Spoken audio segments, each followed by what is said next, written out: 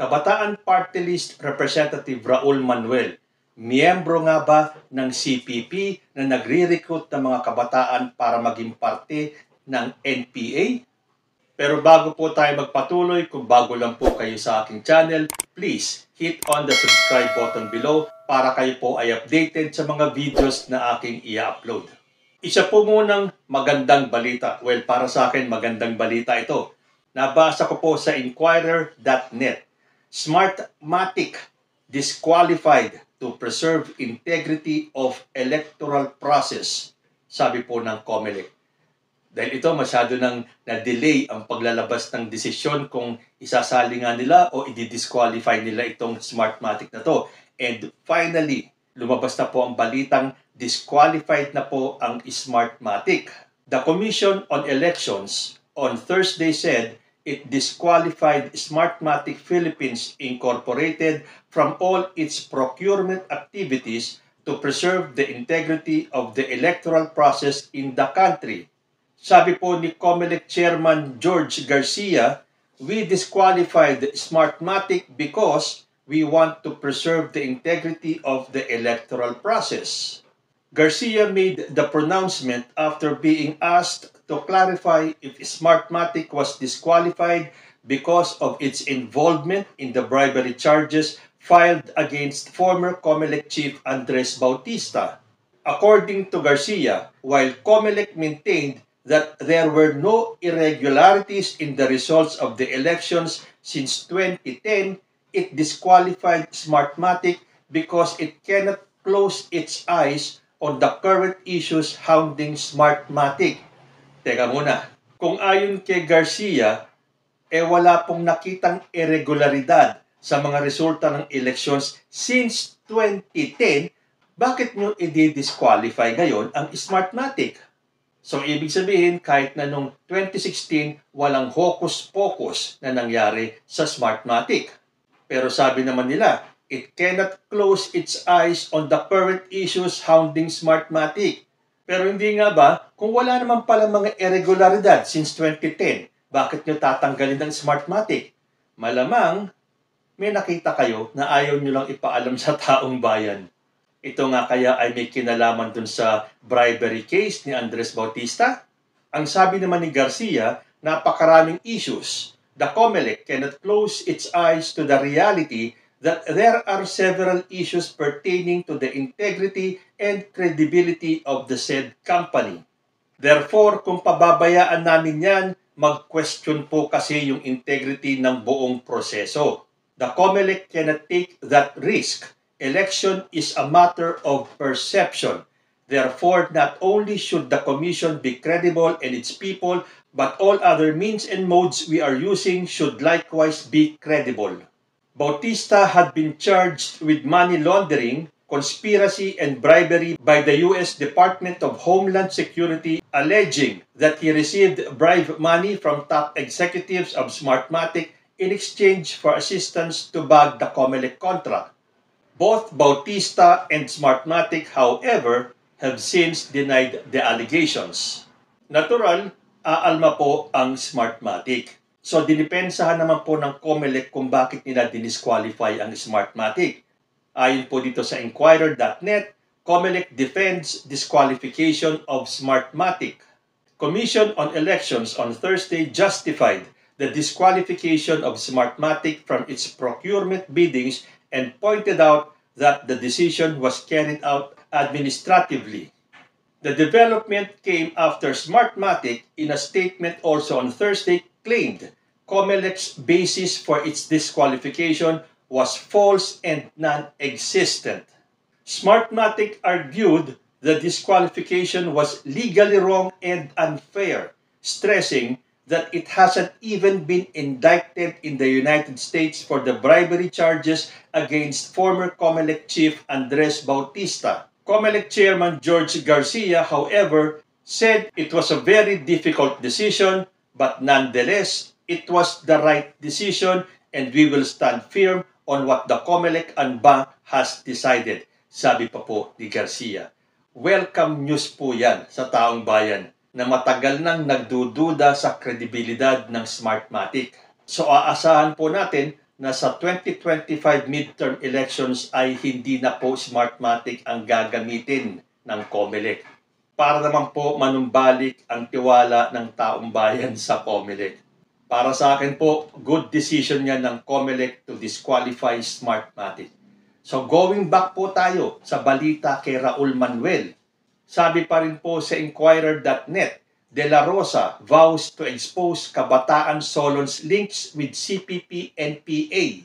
Senator Ronald Bato de la Rosa on Wednesday vowed to do everything in his power to pin down Kabataan Representative Raul Manuel for the latter's alleged involvement in the Communist Party of the Philippines New People's Army. That's why this person was so happy when they were made to believe that the International Criminal Court would be allowed to enter the Philippines. He was really happy that the ICC would investigate me. Let us see now. I will investigate you. I will do all my parliamentary powers to pin you down. You are actually a member of the CPP, which is the party of the NPA that is trying to destroy this government. Sabi po yan ni De La Rosa. De La Rosa aired his frustration after former rebels Arian Jane Ramos and Kate Raca testified that Manuel is indeed a member of the CPP recruiting students to be a part of NPA. What does that make of Raul Manuel? He is a member of the Communist Party of the Philippines, but he is not a member of the New People's Army.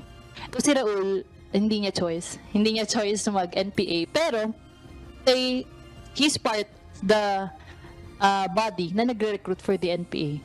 Kaya pala tuwang-tuwa itong tao na ito nung sabi na pinaganahan lang sila na papasukin daw yung ICC. Tingnan natin ngayon, ikaw ang imbestigahan ko. Ikaw ang imbestigahan ko. I will do all my parliamentary powers to pin you down. Ikaw pala talaga ay membro ng Communist Party of the Philippines, which is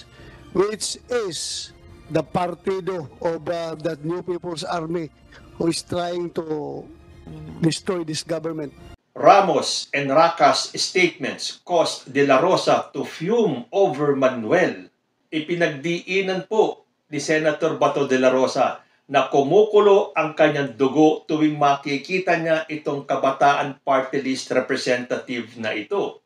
We might be laughing right now, but for all we know, this is a very serious matter. Totoo po yan. Yan po ay hindi katawa-tawang bagay. Talagang seryoso po yan.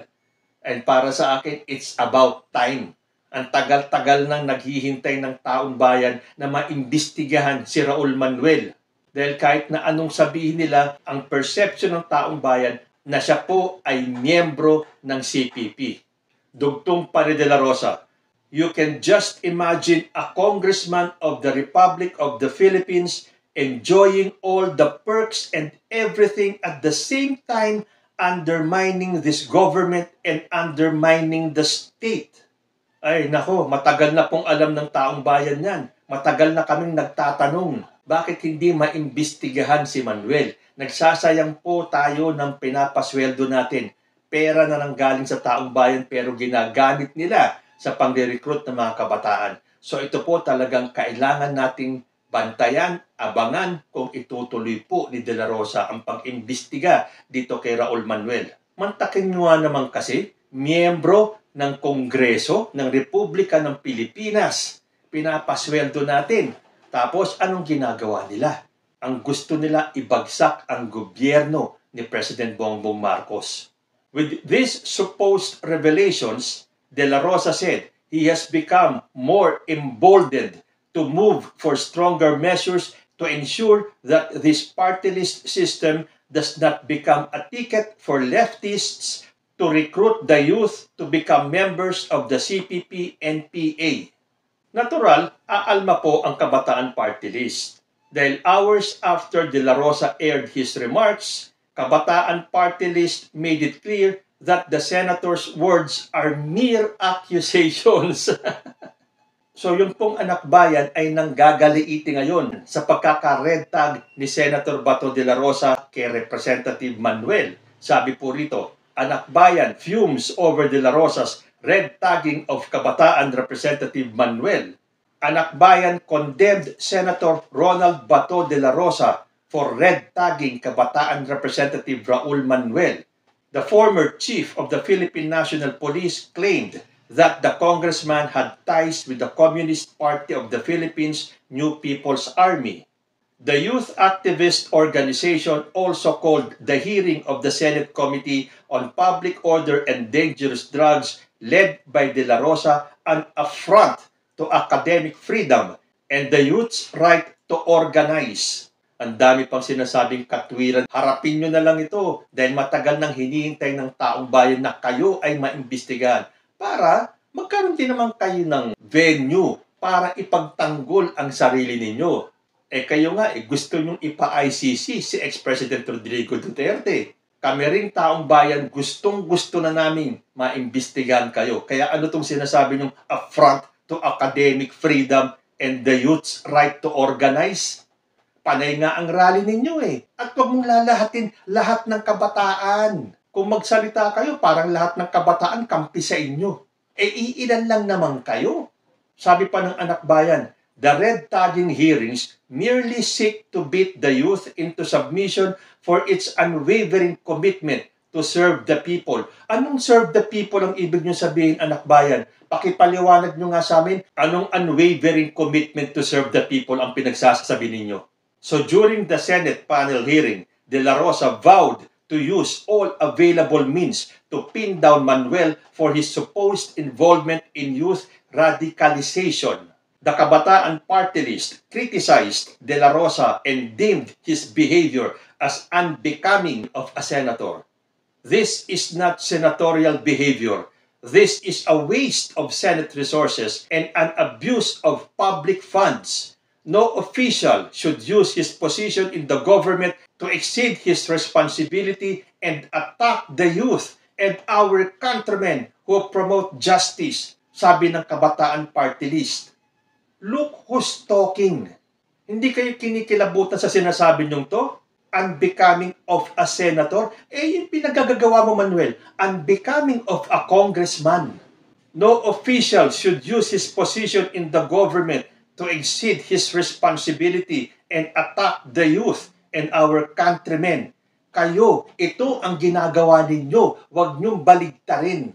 Hindi niyo mauuto ang taong bayan. Nakikita namin ang katotohanan. Anak bayan likewise called out the senator and questioned the inconspicuous timing of the Senate committee hearing because it coincided with the deliberation of the House of Representatives on resolutions urging the Philippine government to cooperate with the drug war probe of the International Criminal Court. So, ibig sabihin, porke kayo, nagde-deliberate kayo sa House tungkol sa pagpasok ng ICC sa bansa, hindi na pwede maglabas ng ibang issue? Ito na lang talaga dapat ang pagtuunan ng pansin? Nung palang dito sa pag-file ninyo ng resolution, sinabi mo na kagad, Raul Manuel, na alam mo na may gagawin si Bato de la Rosa para pagtakpan itong gusto ninyo na papasukin ang ICC sa bansa.